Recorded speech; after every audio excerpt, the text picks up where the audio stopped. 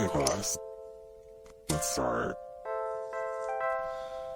In times like these, being a citizen is a big job. Thank you for joining us to celebrate the virtues of self-rule and debate the state of our republic. Welcome to the Citizens Prerogative Podcast.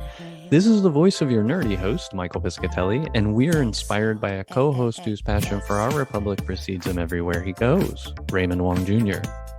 Thank you. Give me liberty or give me death. We are in episode 51, or this is episode 51. We're in season 3, and this is the first plank or first part in our 5-part, maybe 6-part miniseries. Depends on how you count. This episode title will be No Taxation Without Representation. So we're going to do something a little different. We're going to merge a couple of things together and try and cover it in our usual 30-minute spin. It's difficult to think about or tear these things apart. We don't want to separate the idea that we are a representative government and it costs money to operate it. And those two things go hand in hand, right? Taxation is something as citizens we all have to deal with and face, and it's through our representation in the system that we control those mechanisms and try to avoid getting, burdened with crazy amounts of taxation and other things, right, coming from the government. So these two things, they go hand in hand. You can't separate the two. I want to just put a little bit of framing before we jump right in. The founders themselves were really philosophers. They were very innovative. They actually thought of a government without taxation, if you can imagine that, right? So imagine the original draft calling for zero taxation. Now, and any good understanding of how the economy and the system works and our vehicle works as a system, it really needs a taxation or some kind of structure. So we're not unrealistic like the founders, at least at this point. Yeah, thank you, Ray. That's a great amount of great perspective to anchor this on. Even hearkening a little bit back to the car model, right? We like to use the metaphors when we can. And if we use the car metaphor in this scenario, would we be in agreement that taxation ends up being the fuel that runs the thing? It's interesting. I would say that the taxation is the fuel mix, not so much the fuel alone, right? Because it's complex, but it's taxation is kind of like what drives the components of it. Like what kind of smog are we kicking out the back end? Yeah. Oh, that's great. The mix, because you need air and fuel and who knows what else. A little oil to keep the pistons going. Thank you. So with that being said, one of the reasons why we're kind of harping, well, I'm going to use the word harping on this, but really we're at the end, of course, with all these episodes, we'll have a call to action or a set of calls to action. But our goal in raising this up is to just make clear the position that we're taking on this as I said earlier, a plank and a platform, so to speak. We're on the 5-point plan for mutual aid for mutual need. So with that in mind, one of the things we want to do is make elections and taxation consistent and fair for everybody. Those two things are certainly not fair, and they're certainly not fair for all.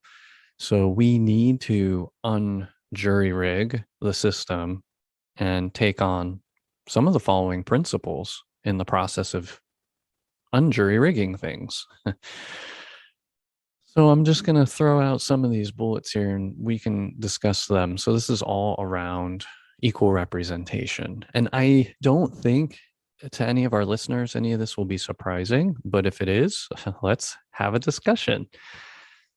So the first thing that we note here is that we need to have this principle in mind of making competitive districts. And when I say competitive districts, I mean when somebody's running to be your representative in Congress or even your state legislature, let's say, anybody who's running for office to represent you, it should be a pretty competitive race. These should be people with really good ideas that have a chance of being effective.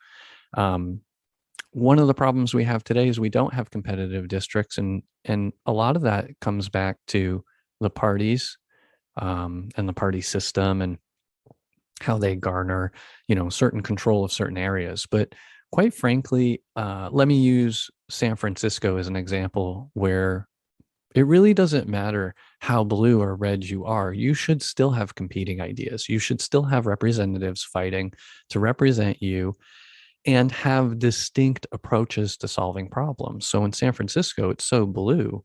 All we vote against is shades of blue. And it's a flavor of progressivism versus moderate Democrats that we don't see anywhere else in the country because San Francisco is so blue. We're so on the side of blue. We still have to find the dividing line between opposing candidates.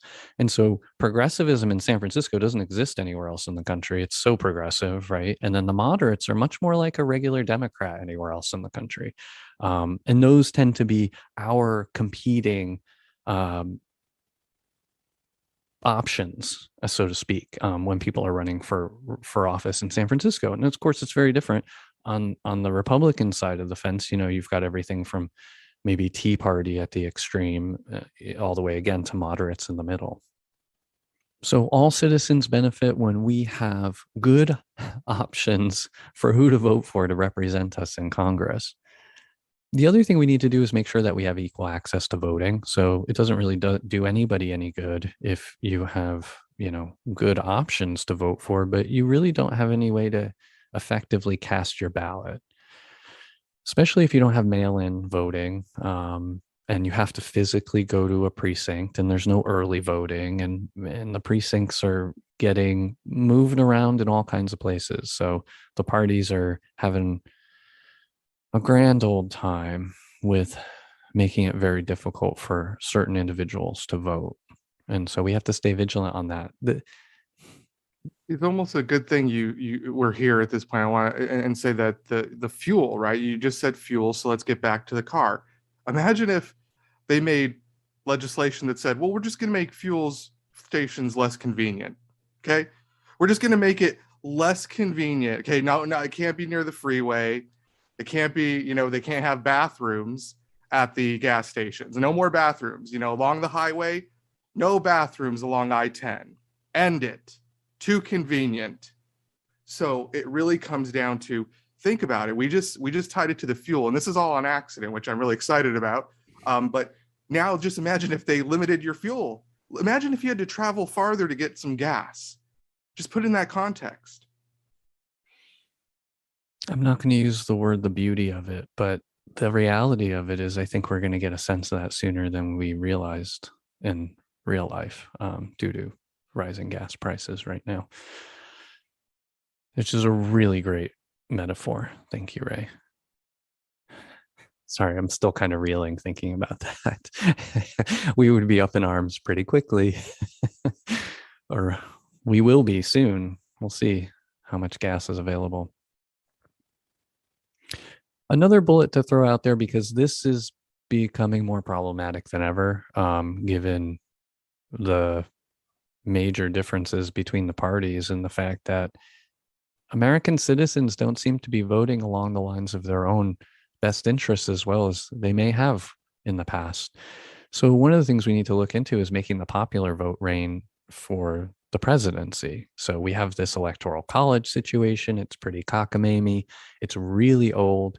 It was the last thing finished as a part of the committee for unfinished business when the current or latest foundational version of the Constitution was written. It was rushed and raced in, just something to get approved and get us over the line.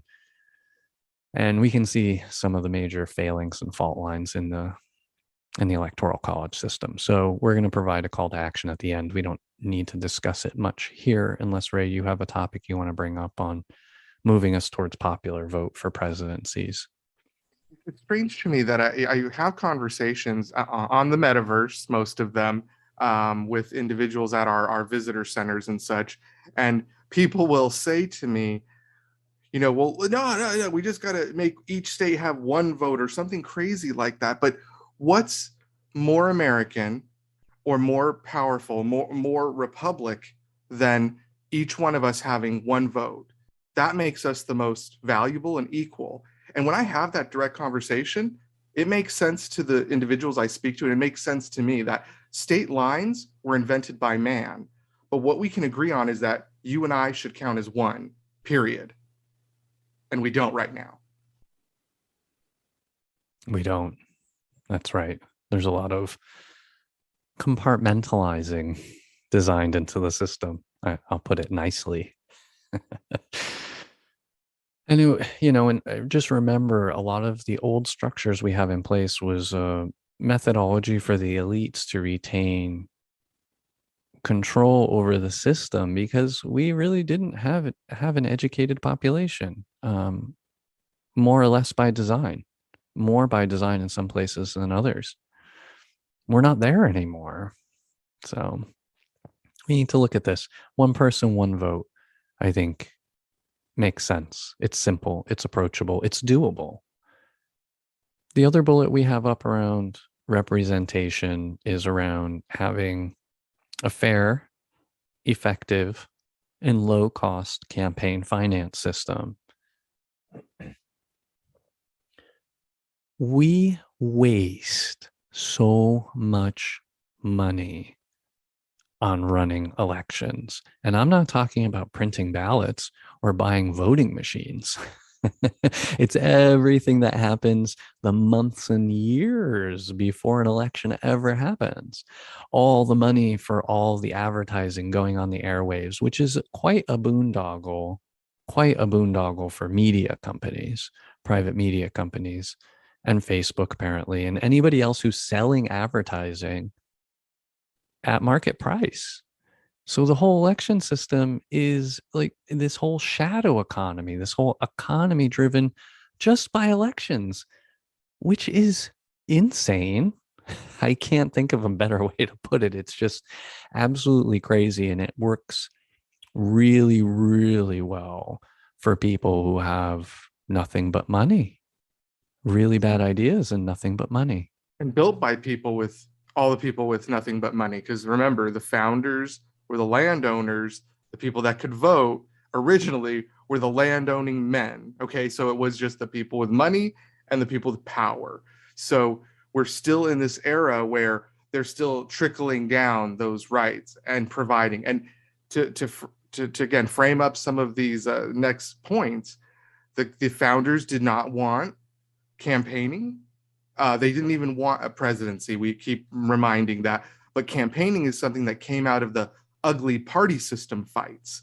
So it was a gift to the American people from the partisan system we have today. So really, it's important to note that there shouldn't have been campaigning. And if the president, the people that were running for president, the vice president would have been the second runner up. So it was a much different system. It shouldn't have been about campaigning. It should have been about how we were going to move the country together. The president was supposed to be a unifier. And right now, I think, frankly, the presidency has the most guilt for driving how bad the campaign finance system is, because it's the only thing that's, truly a national push. Yeah, thank you, Ray, for that context. It's always important to remember how far we've come. And in our opinion, in the right direction, although we've veered in several places, which is why we're still talking about them. So just a few more bullets in the area of campaign finance. As far as proposals go, the planks in this platform would suggest that we need to have set amounts for public funding of campaigns.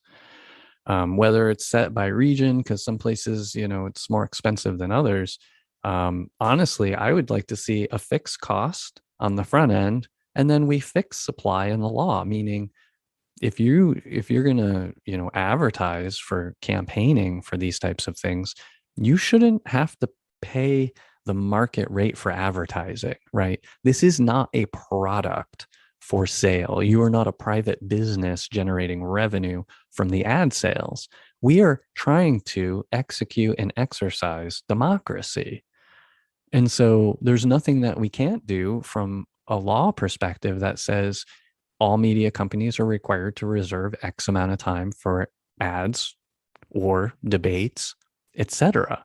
So one easy way to start reducing the cost of campaign finance is requiring donated media outlets time, requiring other, companies or facilities to help offer reduced costs for printing materials. Like, there's so many ways to adjust the cost side, and then we should then be able to reduce the demand on the donation side or the funding side, right? If you can reduce the cost, you reduce the amount of funds are required, because the whole point is just to execute an election. Let's remember, it's not about creating and uplifting demagogues or heroes, or these are we're just supposed to be electing representatives for our bureaucratic processes, to help us out, because we have lives to live and we don't want to be reading all the details of every bill that gets put up for election,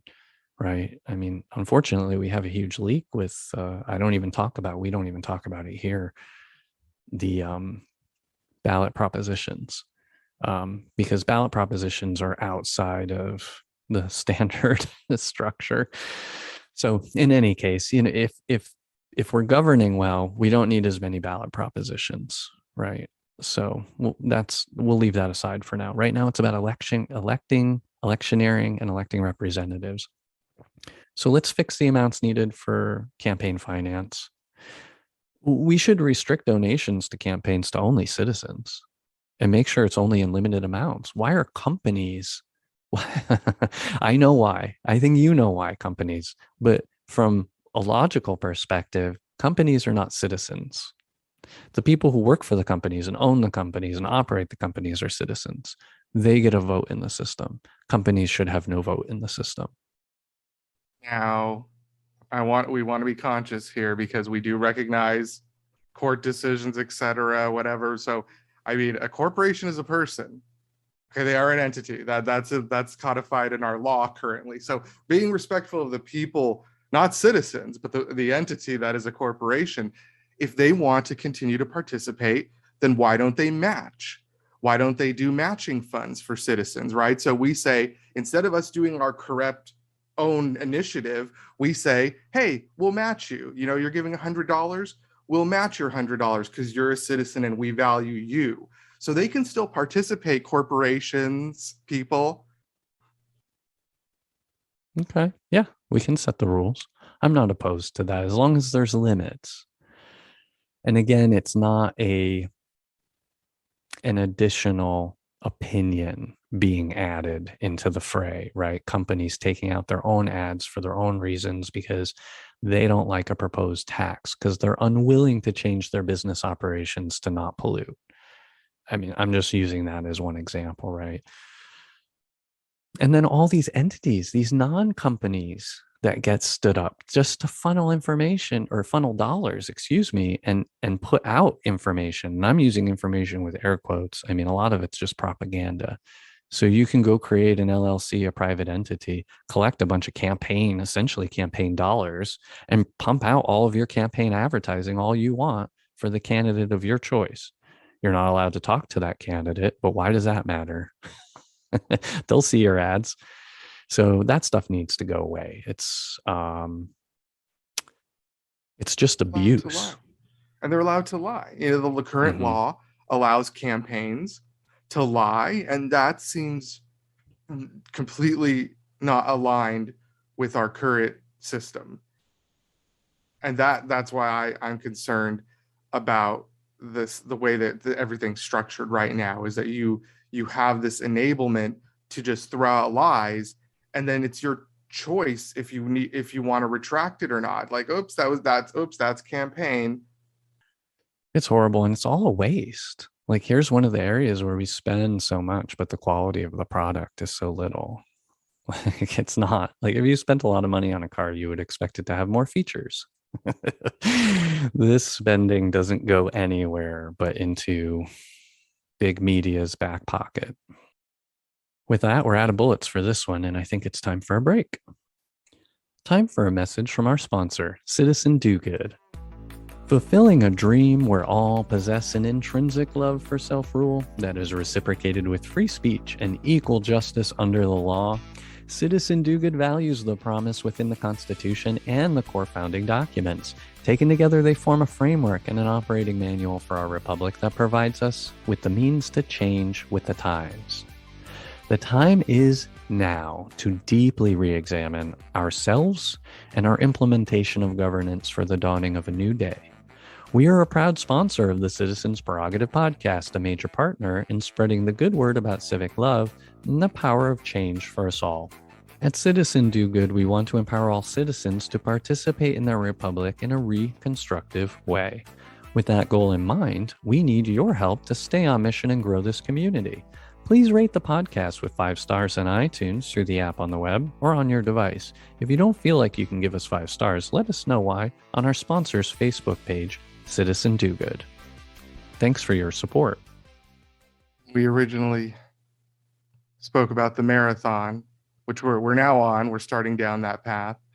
I thought, wow, it's going to be interesting to go 5 episodes, and then you made a joke about 6, and I think we might actually go 6 because it seems like there's a lot more relevance than I originally thought at surface, and that always happens. So thank you. But I think the car metaphor is also continuing to come home for me, because we think about this vehicle, this democracy, this system we have, this republic, and if you can keep it, we have this republic and this vehicle. If I purchased a vehicle and the dealer straight out lied to me, straight out violated the contract we made, there are laws, there are protections. There's something called lemon laws. Everybody understands that sense of security when they purchase a vehicle, but why does our republic vehicle not have the same security? So I want to kick the tires. I want to be able to sit in the seats and rub my scent around a bit before I purchase it. And not only that, you want the opportunity to have that car repaired or replaced if it's malfunctioning right off the lot. And our system has the promise to be able to do that built into it. The political will in order to get it repaired is a whole nother story. Otherwise, we wouldn't even have a podcast. All right, coming off the heels of that break, we're going to move on to the next topic. This episode might run a little bit longer than 30 minutes, but for good reason. Oh, taxation. And I'm so sorry, Ray, we're not going to cover this in the way that you want. I've been promising Ray an IRS episode for years, apparently now, and we still haven't gotten to it. This won't be it. But we are going to talk about taxation. We're going to get close. So let's all agree what we all know about one another. None of us wants to pay taxes. I never wanted to pay taxes even before I paid taxes. I grew up as a kid not wanting to pay taxes, not looking forward to making money because that means I had to pay taxes too. I didn't get to keep all my money. That didn't feel fair. And then I grew up. Quite frankly, that's all it takes to realize that there's a cost to life. What I also realize is it doesn't need to be as high as it is. It's really important that we pay our fair share. Paying our fair share supports the common good, and it's the right thing to do. After all those things described in the Constitution, they cost money, and we all can benefit from the right investments. Not collecting taxes and not providing benefits is not an option. Maybe it was in the 1700s. But it certainly is not an option today. And we've demonstrated it over the decades in this country. People don't realize Medicare, Medicaid, Social Security are government programs. Just as examples. Of course, there's much more, especially at the state level. Depending on what state you live in, there's even more or less options for you. But let's dive into some of our recommendations around how to make taxation more fair. First, we're going to start with the things that we would propose keeping. We would propose keeping the progressive bracketed design that we have now for tax rates according to income buckets. So each bucket of income gets taxed differently based on the dollar amount you received not the source. So like the first $30,000 has zero tax. The next 20,000 up to 50, right? So from 30 to 50 is a $20,000 block of cash. That $20,000 gets taxed at a little bit higher rate than zero. And then so forth and so on. We have to figure out what the blocks are. You could go to the back of your tax tables and the 1040 instructions today, and you can see what the existing brackets are for each range of income.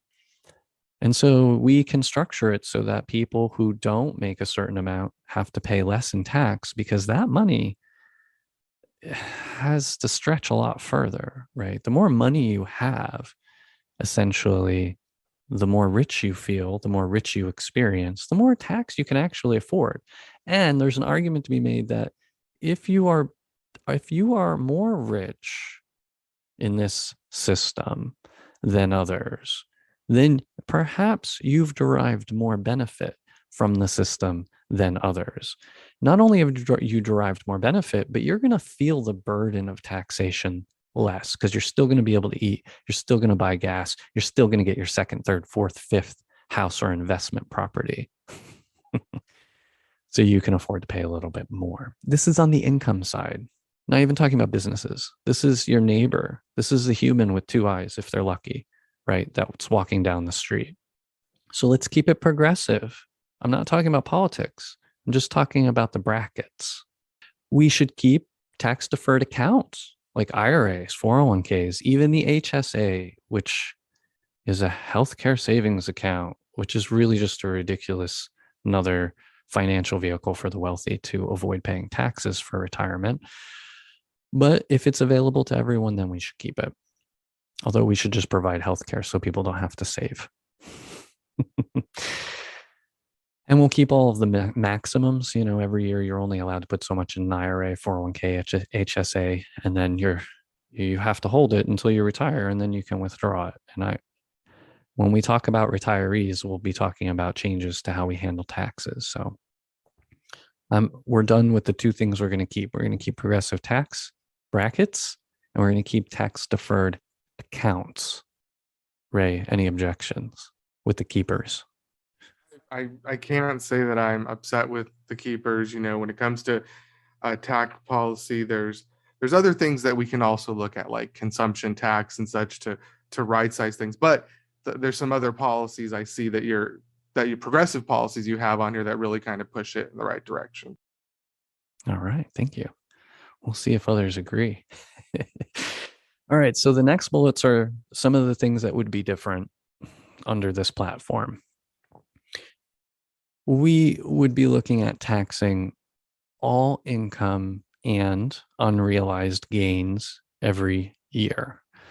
And this unrealized gains taxation is something that's it's not new in theory, it's just new to our discussions, and it's something that's been kicked around in Congress, I believe, lately, but we haven't seen any bills related to this.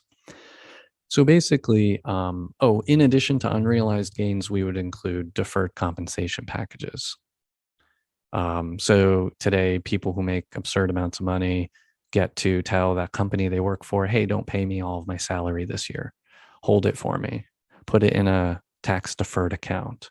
I'll withdraw it later when maybe I've had not such a good year, and or I've had some major losses where I can draw down that income, right, and offset it. So you get let's just take a step back for a second, because with these deferred compensation packages, keep in mind, it's just giving the rich an option for when to pay taxes, controlling how much they pay. They can wait until lower tax brackets get passed for a particular year and then take all of that income in that really cheap tax year.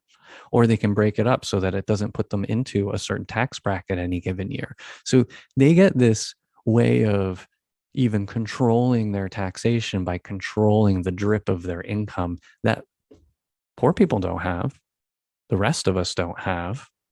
Anyway, enough about deferred compensation. I'm sure there's all kinds of funny, schemy things out there as well for people who have more than enough to pay their fair share to manipulate their income so that they don't pay anything.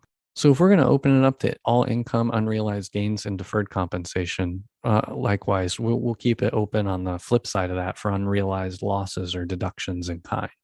So if we're going to tax you because of gains you had in the stock market, even though you didn't sell your stock, then we should allow you to deduct the losses in the bad years as well. And when we talk about unrealized gains for those who are not investors, what we're talking about is the fact that today you only pay tax when you sell stock you own. And if you never sell the stock, you never pay the tax. So, for instance, Jeff Bezos has billions of dollars, but it's all in Amazon stock. He never has to cash out that stock. He never has to pay taxes on that stock because he never has to cash it out. Instead, plenty of banks will give him loans until he dies. And all those loans are secured by the stock he owns. And I won't even talk about what happens to his kids when he dies, because all that stock goes to them and they pay no tax when that stock goes to them, right? Maybe I'll take a minute on that since we know we're running over on this episode. There's this concept called mark to market. People may or may not have heard of this, but let me just throw out the scenario. Jeff Bezos has accumulated billions of dollars in stock. It's worth billions of dollars because he was buying it or getting it distributed to him by the company cheap or for free. Let's say the first stock he bought was cents or dollars, and now it's worth hundreds or thousands, and he dies. He never sells that stock while he's alive. He dies, and in his documents, when he dies, all of that stock gets transferred to his children or whoever he wants it to go to. Doesn't matter. He gets to say who receives his billions of dollars worth of stock. Here's the trickery. That stock has grown, right? He may have had gains of billions of dollars on that stock.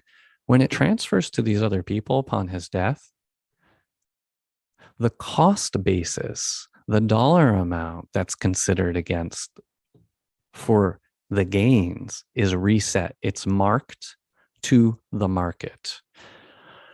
Meaning, if Amazon stock's worth $100 today, then it's treated as if the inheritors, the children and whoever he gives it to upon his death, is buying it at $100. They're buying it at the price of the day Jeff Bezos dies or the day it's transferred. So all that realized value, all of the billions of dollars in gains that never went taxed or were never taxed,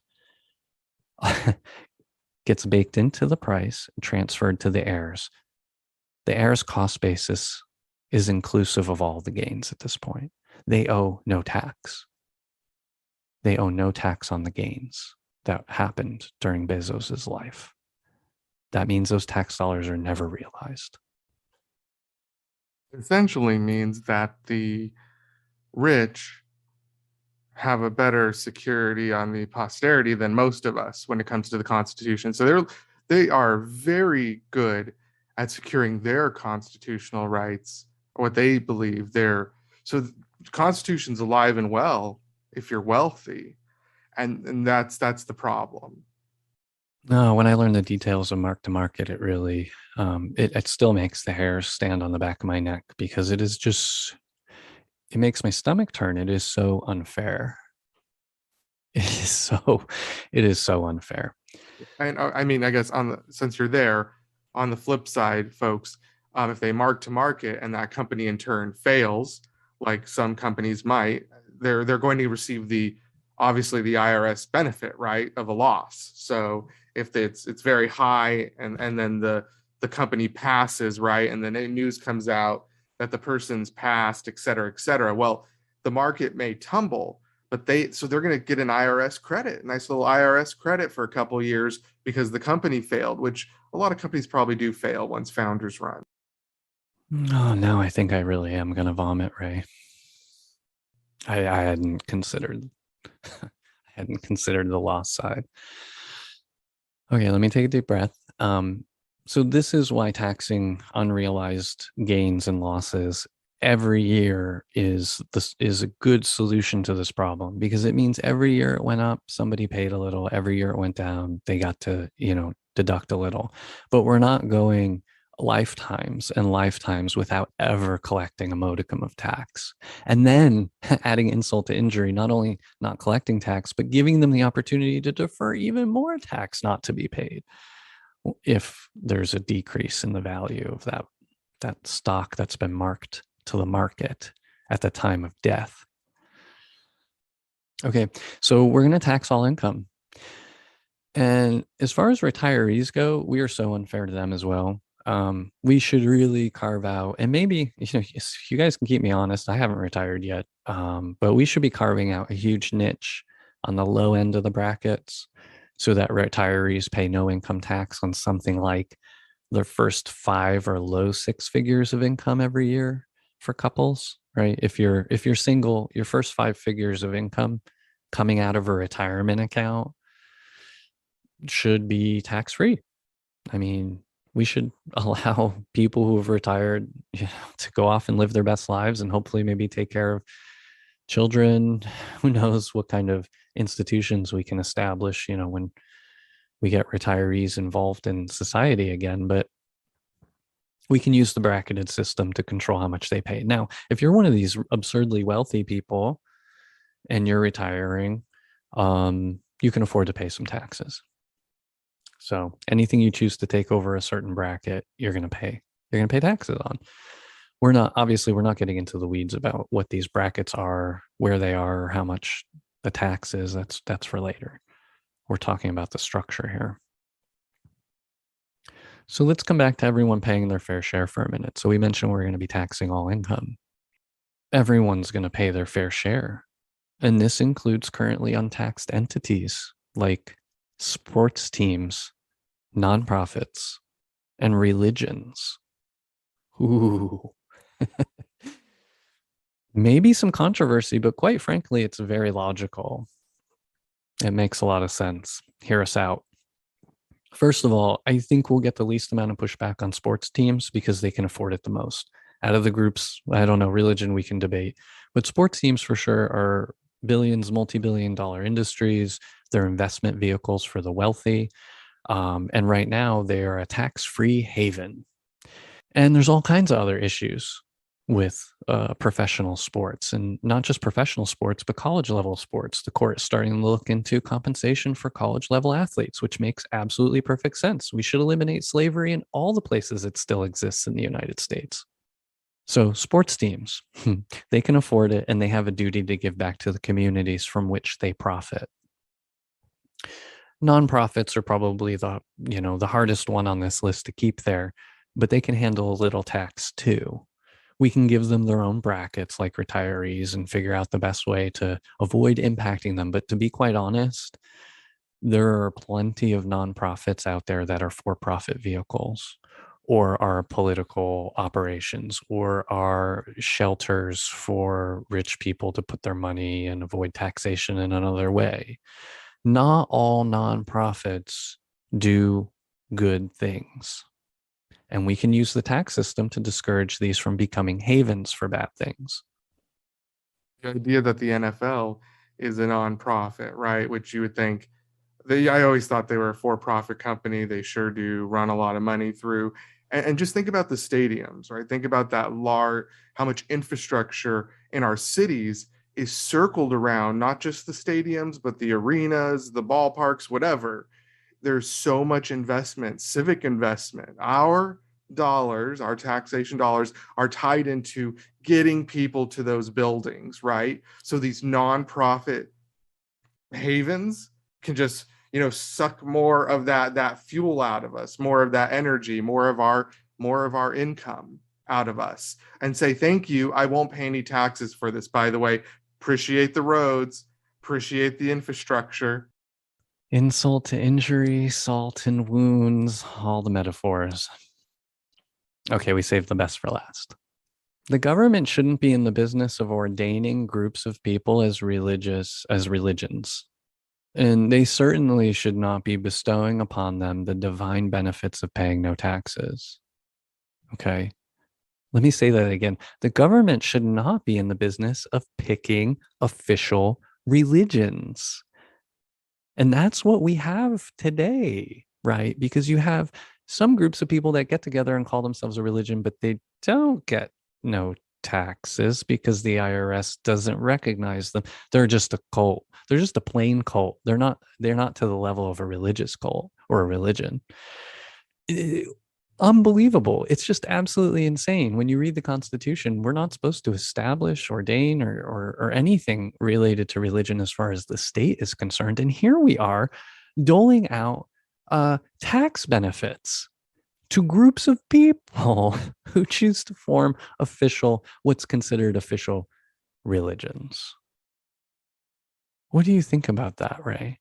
It's historical, right? So I mean, I think we've even spoken about it in the past, but in prior episodes. But it is that those individuals that were the conservatives, racists, those people in that wing of politics really focus their energy on that, right? It's not, they've always just been about subverting or doing something very, very evil, and they focused the policy. They were in the positions to turn those policies positively towards morality, right? So all of that energy, especially when they talk about interracial marriage, etc., all of those wings eventually just use whatever power and pushed it into some sort of other way. So they just armed themselves. And I believe, if I remember correctly, the movement was that they had to counteract, right? There was such a swell of progressive and sexual deviance, right? That they had to arm the churches, etc., and give them more money to fight the battle, the crusade, if you will. That's a good point. If we go back and do the research, it's probably all around to, like, when you think about the rise of communism and the fear of atheism associated with communism, right? And that's when we moved much closer to religions, and Christianity in particular. That's when "In God We Trust" started showing up in Same our time, money, right? right? That's what I think. Yeah. So it was like this huge political move, and people were well primed and positioned to take advantage of it. And look at these religions. I see them as the same as these sports teams. I see them exactly the same. The amount of money they pull in, the amount of money these humans, these individuals, these citizens collect from one another and pay absolutely no taxes for is mind-boggling. They've got arenas too now. They've got arenas now. They have arenas now. So the point is that it's an equal burden, it's a fair share. Everyone needs to pay for the infrastructure. These organizations have equal access to our legal system. They have equal access to all of the institutions that are established and paid for through our taxation under the Constitution. Well, taxation is not under the Constitution, but all the institutions that they have access to are established under the Constitution. And they pay nothing. And they can file lawsuits. They can donate to campaigns that oppress citizens now, right, throughout the states. Florida is a prime example today that's sliding towards authoritarianism, much like it may have been in the past. Right? No place new for Florida, no place new for the South. I mean, Connecticut's not much better anyway when it comes to religion, so I won't go there. I grew up there. It's the only reason why I throw it out. I'm sure there's plenty of Northeast states that are a little too in bed with religion. I think about Boston, and I think about all of the children that have allowed to be abused over the years, and not just in Boston. I mean, I'm not going to touch that right now. So that's it on religion. I hope you all understand the point we're making. First and foremost, back to the Constitution, the fact that we allow some religions to not pay taxes while others do shows the hypocrisy, and the fact that we shouldn't recognize any religion. We shouldn't treat them any differently. A company is a company, an organization is an organization, a nonprofit is a nonprofit. Equal and fair. Last bullet. Unless we want to talk more, but businesses, I haven't been talking about businesses, right? And they have to pay taxes too. Although they have access to the best parts of the tax code. They get the most deductions. Businesses, if I can recommend to everyone to like become a business one way or another, that's the way to go. That's how you get the most tax deductions. So we would propose, and this is the direction it seems like a lot of the Western governments are going, is to propose a minimum tax rate for all businesses. And that tax rate should be set so that it's competitive to our international peers. And we should be placing a higher burden on industries with environmentally insensitive components. Quite frankly, any industry we want to change, we want to evolve or move in a new direction for the betterment of society, which is the whole point of having businesses to begin with, to make things better. We can use tax policy to steer things, encourage businesses to move in those directions that we need them to. After all, the government, we the people, is usually paying to clean up their messes. So it behooves us to keep those kids playing nicely on the playground. As far as businesses go, I mean, that's about it. We don't need to go into, I think, a bevy of detail on how taxes should be applied to businesses, other than to motivate them in the direction that makes the most sense for the betterment of society. When we take a pause here and reflect on the Constitution's opening from episode 50, is there anything that stands out in relationship to this topic? So this was back when we were talking about forming a more perfect union for justice, domestic tranquility, common defense, promoting general welfare, and securing liberty for our posterity. Feels like taxation and representation touches on all of those bits and pieces. It's the how and the what. The what and the how. What are we going to do? Tranquility, justice, defense, welfare. How are we going to do it? We're going to pay for it. How are we going to pay for it? With taxes, everyone. And how are we going to make sure that our taxes are spent well? Proper representation in the government. People who really represent our best interest and the best interest of those investment dollars.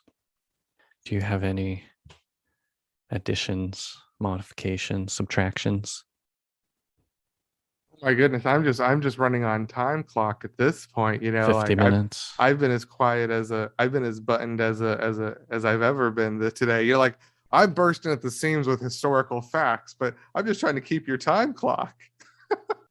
Thank you. All right, then let's just move into calls to action. Ray's being so respectful. I appreciate it. I don't want to bowl over. So for calls to action, let's just, in the past, we've talked about House Resolution 1 for the People Act. Unfortunately, that thing isn't going anywhere.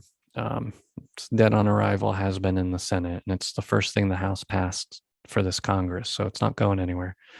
But now we can keep our eyes and ears peeled like fruit for some flurry of smaller changes to specific mechanisms of our election systems. So we'll include an example in here, House Resolution 5746, Freedom to Vote, the John R. Lewis Act, which is amalgamation of some other acts that have been going around. Obviously, based on the number I was talking about, HR 1, the first resolution, we're up to 5,746 in this current 117th Congress. And this may be the one. Number 5,746 might actually pass and make it to the president's desk. That'd be fantastic. You also need to find out if your state is assigning its slate of electors. I mentioned the Electoral College earlier in this episode.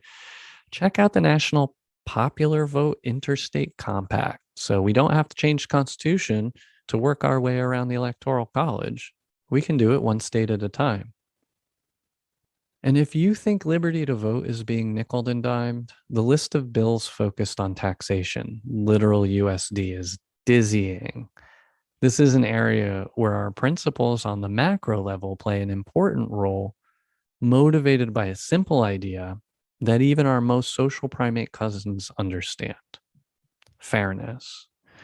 Thank you to Science and PBS. We're going to include a link to a very short segment from NewsHour, which is touching, it's eye-opening, and it behooves us all to re-examine ourselves and our system.